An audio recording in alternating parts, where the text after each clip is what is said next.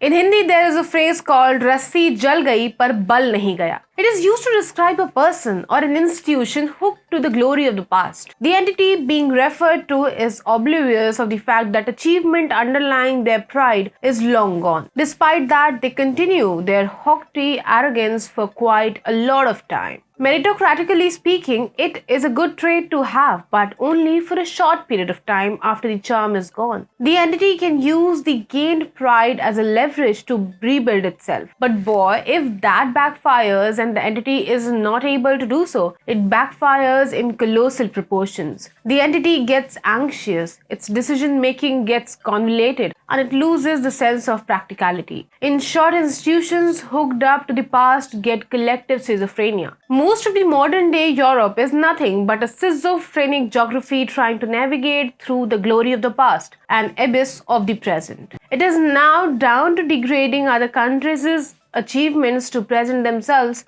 as superior to what they like to term as third world. The latest one to join the bandwagon is Spain, the fourth largest economy in the European Union. It has literally used the cliche and defamatory version of history to depict India's achievements. Hi and welcome to TFIPost. I'm your host Apurva. If you're watching us on YouTube, please subscribe and press the bell icon to get all the latest updates. And if you're watching us on Facebook, do like, share and subscribe to the page. Let's begin with the video report. If you think about it, there is a certain peace in bankruptcy. No one can take anything away from you. The fear of losing anything is absent now, precisely because you have nothing to lose in the first place. But when a country like Spain is on the verge of that, then it becomes dangerous for the world. Spain has now started to attack Indians by portraying our economic growth in a bad light. Recently, La Vanguardia, a 141-year-old Spanish newspaper headquartered in Barcelona, published a confusing presentation of the Indian economy. It simply published a cartoon depicting India's growth rate.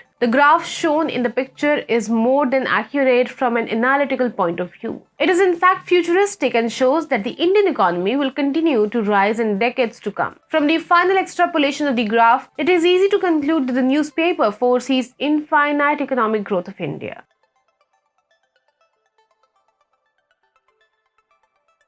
Spain has sound economic reasons to do that. In a post-COVID world order, it is quite natural for Spanish to be amazed by India's economic rise. India is the only major economy in the world whose chances of getting hit by an upcoming recession is zero. Not long ago, we clocked an astronomical 13.6% growth rate. This comes on the back of strong economic fundamentals, which is evident from the fact that India is hot favorites of all investments all across the world. Atmanirbhar Bharat, Make in India and most recently PLI schemes have done wonders for our domestic manufacturing.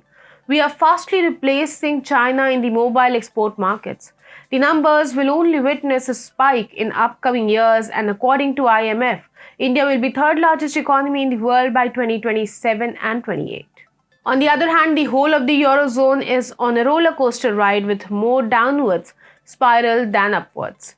Their needless pseudo-moral posturing during the Ukraine-Russia crisis is leading them towards civil war. Spain itself is one of the biggest sufferers of it. Its economic growth has already slowed down. 2 weeks ago, Spanish government lowered its GDP growth estimates from 2.7% to 2.1% for the year 2023. Obviously, the lifestyle which the Spanish are accustomed to is declining. To add insult to injury, the Spanish government is down to rationing energy stocks. The fine for whose violation ranges from 60,000 euros for minor offences to a maximum of 6 lakh euros for serious violations. Added to that is the burden of immigrants. No wonder the right wing is rising in Spain is a sign of decline of liberal democracy in the country.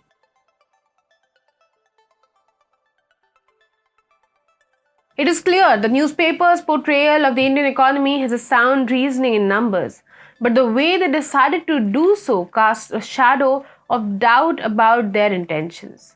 In its pictorial representation, it committed a fatal blunder.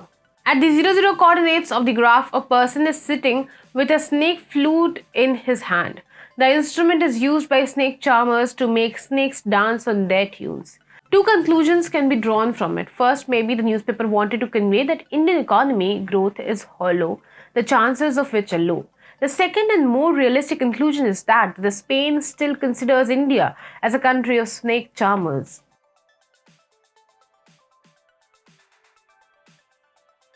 The most plausible explanation for this kind of caricature is the fact that throughout centuries, European countries have portrayed India as a country of snake charmers. If that was not enough, our Bhura Babus accepted it as an archetypal truth. Jawaharlal Nehru further boosted the stereotype by showing the then First Lady of the USA, Jacqueline Kennedy, a snake charmer's performance as a welcome gesture. This was like a vindication for Western media outlets, and after that, stereotyping never seemed to end for decades to come. If they had done a little research on the history of India, they would have realized the stark difference between the treatment of snakes in Christianity and the Sanatan Dharma. To fully grasp it, first let's understand our pre-civilizational encounter with snakes.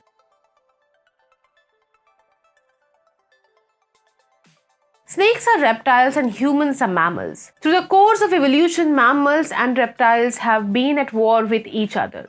While mammals used to hunt for meat, reptiles like snakes used to rely on catching them off guard. In a sense, encountering reptiles like snakes have been an act of bravery as well as facing the fear of death.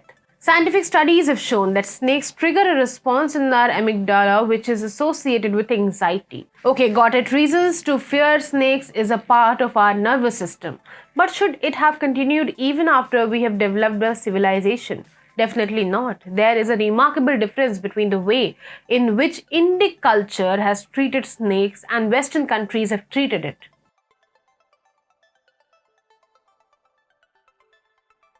In Indian texts, all three Bhagwans of the Divine Trinity have direct associations with snakes. Devadidev Mahadev is known as the king of snakes, Vasuki garlanded around his neck.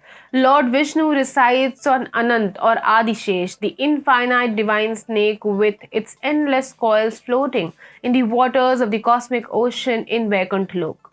According to Varaha Puran, Lord Brahma's son Kashyapa had 4 wives. Kashyap's third wife, Kadru, gave birth to Nags, that is snakes. Bhagwan Shri Krishna has also used the snake analogy to define the infinity of the universe. He had remarked, "Among the serpents, I am Anant." Anant is the infinite divine snake whose coils rest upon the waters of creation.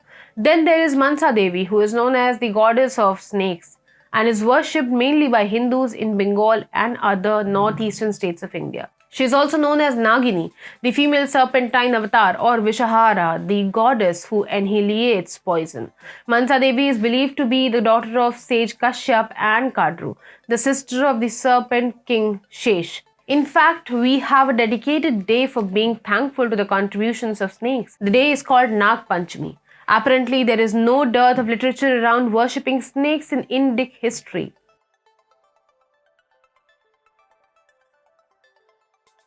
On the other hand, Europeans have integrated snakes in a totally different fashion. In the book of Genesis, snakes are shown as evil predators that are responsible for expulsion of Adam and Eve from the terrestrial paradise called the Garden of Eden. A serpent is shown as deceptive creature in the first book of Torah. This particular serpent is antithetical to the conception of God in Christianity. The serpent is shown calling the forbidden orders of gods as a force of good. In other words, snakes have been considered akin to shaitan in literature.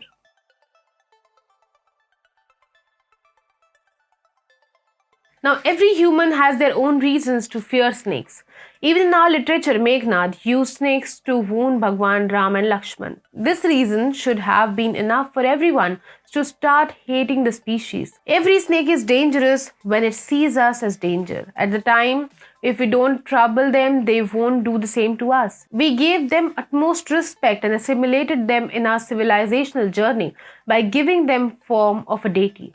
On the other hand, the West has not been able to move on from the predatory and sneaky nature of snakes. Most of them have been fearful of snakes, and that is how cruel practices like snake charming in India continued to be the source of entertainment for them. Indians used to flawlessly do what they feared. This is the hero archetypal, and they got fascinated by it. But after independence, we took initiatives to curb this practice, and snake charming was banned in India in 1972. But the stereotype did not disappear. On his part, PM Modi did convey the message on a global level. Consequently, Western outlets did not have much to write about for many years. But trauma can make you do unthinkable things.